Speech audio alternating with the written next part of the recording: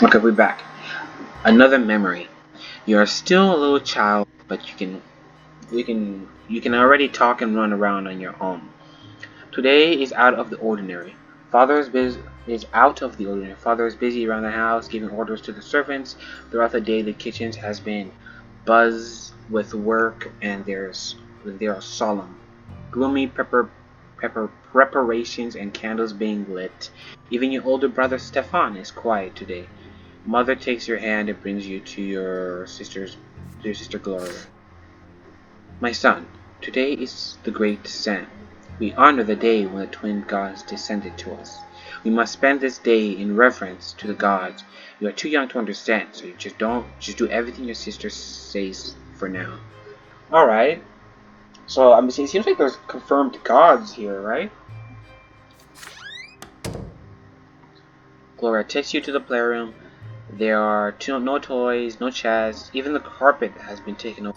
There is nothing here but their bare wood. Nah, something is sus. Something is hella sus. Look at her face. Gloria, today you're not allowed to go to any other rooms, and will be eating nothing but gruel and stale bread. On the day of the great descent, everyone must be where they belong. Oh, I think I get it. I think like, you know, like when she means is like everybody stay where they belong, since they're commoners, that they stay on the below with the ground where like they basically just don't deserve anything. I think that's what's happening. I really think I don't know, maybe. It is quiet, unusually so. Muffled voices from beyond the door are all you can hear. You are sitting on the cold floor, confused with no idea what to do. When you hear your sister's voice, a lonely sound in the empty room, it is a little song that your mother taught her. You hold your breath as you listen too. Are we out here in the closet and then like our father over there having a party or something? What the hell is going on? And the twins come down to earth. They brought lots for every birth. Let us count them. 1, 2, 3.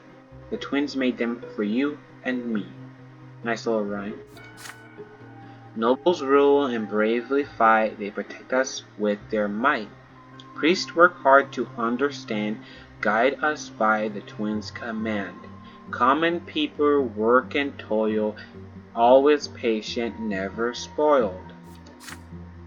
Live your lot where you were born, so the day when you pass on, know your lot and know the prayer, for the twins God see everywhere. Now that is creepy. You are transfixed by the tune. Gloria notices your gaze and a smile creeps across her face. You are like the rhyme, don't you like the rhyme, don't you, Henry? Do you know what it's all about? I can take a hint. Look, there are 3 lots. They were brought to us by the twins when they descended to us from the shining pillars. Remember that pillar of light on the horizon? That's it. You can see the shining pillar every time from anywhere in the world. If you follow your lot as you live, you'll reach the peak of the pillar, and if you don't, you'll get eternal torment at the foot. You and I are lowborn. Mom is a commoner too. So the lot for you and me is to suffer and be patient and work hard. Hell nah. Understand? The priest and the noble have other lots. The nobles fight and rule over everything. Everybody. The priest, well, I'm not really sure what they do, but I guess they talk to the twins and then teach everybody. Nah. This looks like a scam to be sure. Well, I'm not sure because there's a pillar. It seems like there's actually confirmed God, so I can't really say. Yo, what the hell? Gloria stares at you intensely. Did you get it, silly? Then she shakes her head and keeps singing the song over and over again. Her voice transfixes you, growing you in. Bro, is she trying to hallucinate us? The room starts to glow with the sky. From this light emerges 2 figures you've known ever since the moment from your birth. One of them embraces your sister's shoulder, the other stands guard behind your back. Is it like a guardian spirit? You watch this happening before your very eyes, unable to turn away. Interesting. Gloria is swaying to the song, unaware of what is happening. She sings the final verse once more. Know your law and know the prayer. You feel compelled by this divine sight to compress yourself somehow. You feel words condensing within you from the light. What will these words be? Finish the song properly. Sing the last line wrong. Recite the words of your own instead of what the lines of this song. You join your sister and finish the song the same way you heard it. Hell nah. I'm gonna be a different, bro. I'm built differently. Know your law and know the prayer.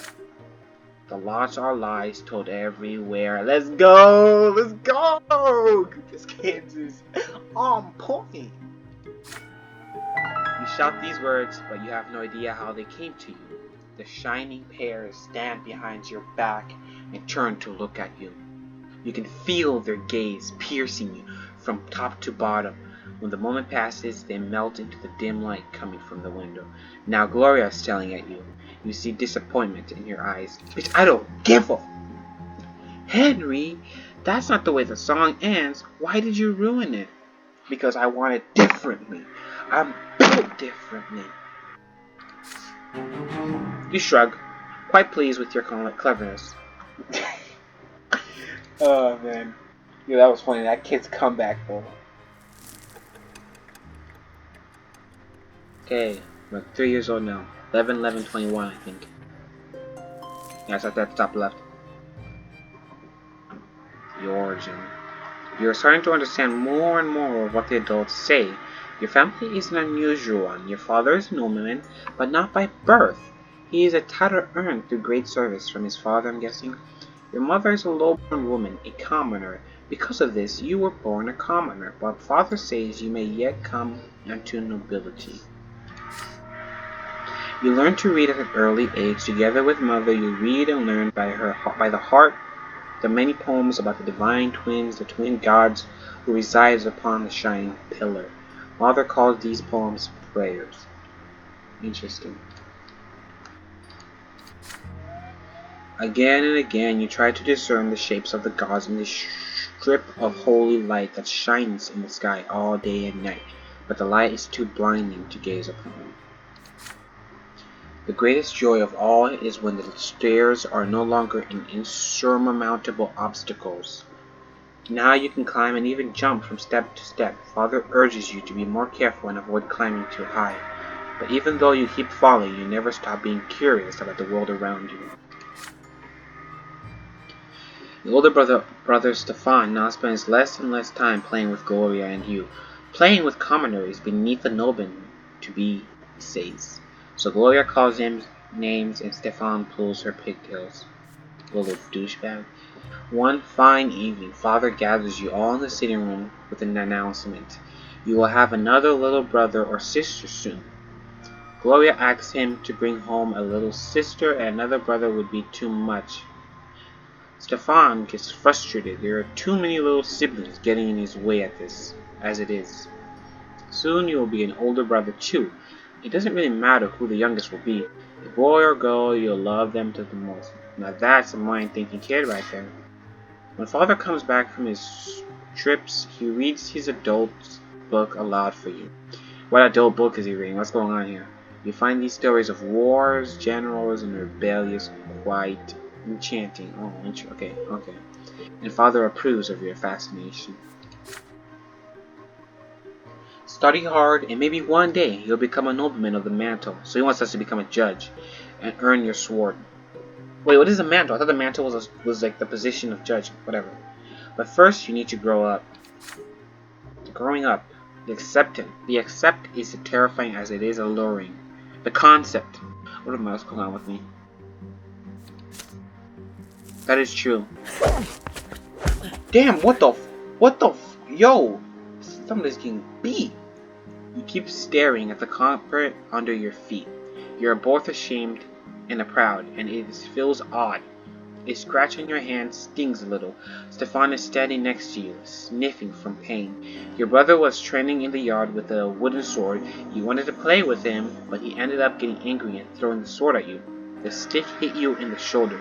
You picked it up and hit him with it. Let's go! You see Mother's shoes walking to and fro on the carpet. You do not want to look up. You would rather not see her angry. She's not as gentle to you these days. Interesting. Yo, she got a full-on stick. Why did you hurt Stefan, Henry? You stammer out an explanation. He ate you first. You just hit him back. How dare he pesters me like that? When I grow up, I'm gonna hit you with a real sword. I swear to God, I'm gonna beat this kid. I hate this kid, bro. He's got that cocky ass face. He's indifferent, son. Mother shushes your brother and speaks to you again. Her voice is stern, and yet you can still feel her concern for you. Even if Stefan hits you, you cannot hit him back. You are my son, and I was born a commoner. Our lot is to suffer, but your brother was born from a noble farm and a noble mother. His sacrament is coming soon, and then he will rule over the likes of us. I swear to God, bro, it's depressing right here. If you hurt a noble, you must be punished. That is your law, and the sooner you learn it, the better of our entire family will be. Now Stefan looks at you in triumph. You look up at Mother's in fear, not sure what to do. Okay, let me take a little break right here. I'll be back.